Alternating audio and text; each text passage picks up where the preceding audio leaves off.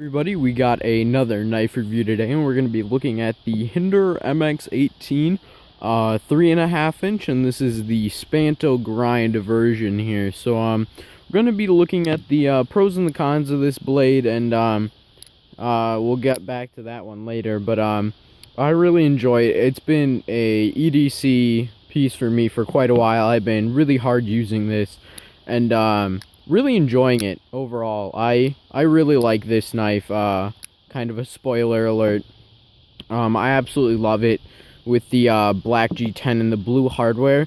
And quick note about that blue hardware right there, that is not stock, that is aftermarket. So the blue accents on this knife are all aftermarket pieces. So just a quick disclaimer there. So yeah, let's just hop right into the review. We're going to be going over the pros first. So right off the bat, I think this grind is just so cool. It has a great blade shape, and the whole knife just looks so cool. And it's very tactical looking because of the grip, and it really forces your hand in there and gives you a really good, stabby grip, if that's what you're into. But yeah, it just looks great. I think it looks very aesthetic, and it's very eye-pleasing to me. And I know whenever I take pictures on Instagram, people quite like this knife, and I really do too.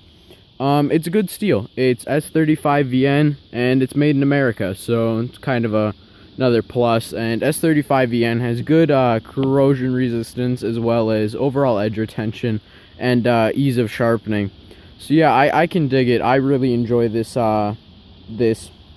once again, back to the blue hardware. It's very customizable. You can get different scales. This one happens to be black, and you can get different hardware for it, so you can really make this your own knife. You can get different finishes on the blade, as well as the titanium. Switch out for different clips, different lock bar stabilizers, different filler tabs. And there's just so much you can do to this knife to make it your knife. It's just insane. The ergonomics on this are absolutely fantastic. It locks your hand in very well. Your first finger riding here, and then the other three there, and then your fourth one laying straight on the jimping. The flipper tab does not get in the way. My hand rides right up against it. I wear large size gloves, and yeah, the ergos fit me great. Going into the forward finger choil is just fine. I do it when you need that quick cut, or after just that like fine detail cut. Pretty easy to choke up and get a really fine cut on that. So definitely a really good ergonomical knife. Moving on, it can flip. As you see, it can flip with that, or it can actually use the thumb studs. So many different flippers put thumb studs, or this case it is a blade stop technically, on a knife, and it really sucks because half the time, sorry, some cars, but half the time you can't even use them. But in this case, it pops right out, having a slightly weaker detent, but we'll talk about that later. So yeah, it flips, as well as can be pushed out on the thumb studs, which is awesome. It has titanium on both sides. A lot of these hard use knives only have titanium on the lock bar side, but this one still has a titanium liner, which is nice. It just adds a little bit of security in it, making sure that you have a very strong and secure knife whenever you're using it. For anything that you ever do, that there's metal on both sides, which is really nice. One of my favorite things about this is the clip. The clip design is absolutely one of the best in my opinion.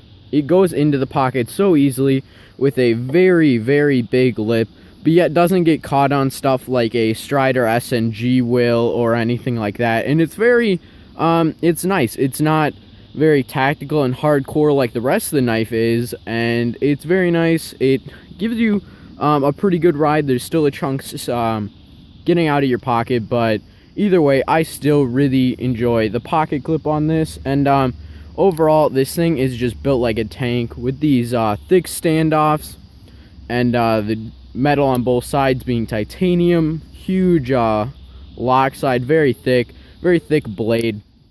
you are not going to be able to hurt this thing. Whatever you do to it, I don't think you can really hurt an XM-18. So this thing is absolutely built like a tank, in my opinion. But there are some cons to it. As you can see, it does have a weaker detent, so you can fail to flip pretty easily. It has a weaker detent. I just handed this to a guy that works in a knife shop, and he's like, "Oh, it's a Hinderer," and I'm like, "Yes." And he goes to flip it, and he only gets halfway, and he's like, "What's wrong with it?" I'm like, "It's a Hinderer. It just has a little bit weaker detent." But as soon as you learn how to flip it, you flip it every time. It just takes you an extra second to make sure you're on the flipper tab and you're pushing down correctly. Otherwise, they flip just fine. Another pet peeve is there's a lot of jimping on this knife. Up here, down here on the back, over here, over there. There's too much jimping. There's jimping on the flipper tab too, and it's too much. There's too much jimping. And they could really dial that back and be less tactical with the whole design here. As well as one of the pros it was really thick, but this also leads to it being a really thick blade, which doesn't cut very well. I mean, comparing it to something like the Spyderco Delica, it is crazy. As you can really see there, the difference, it's insane.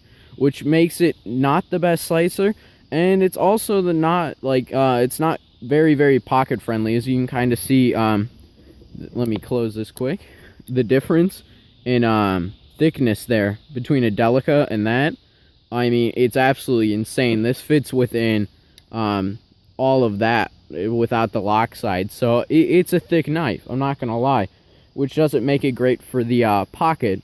As well as a little bit of a hit on the fit and finish, it won't center at all. I have tried to. You have to fickle with it absolutely constantly to make sure the pivot tension is correct. It will rub every once in a while, and you have to tighten it back up. And it's a lot of hassle to kind of maintain it. And there has been plenty of lock stick with it as well, which isn't great. And that's a big pain in the butt, too, to have lock stick.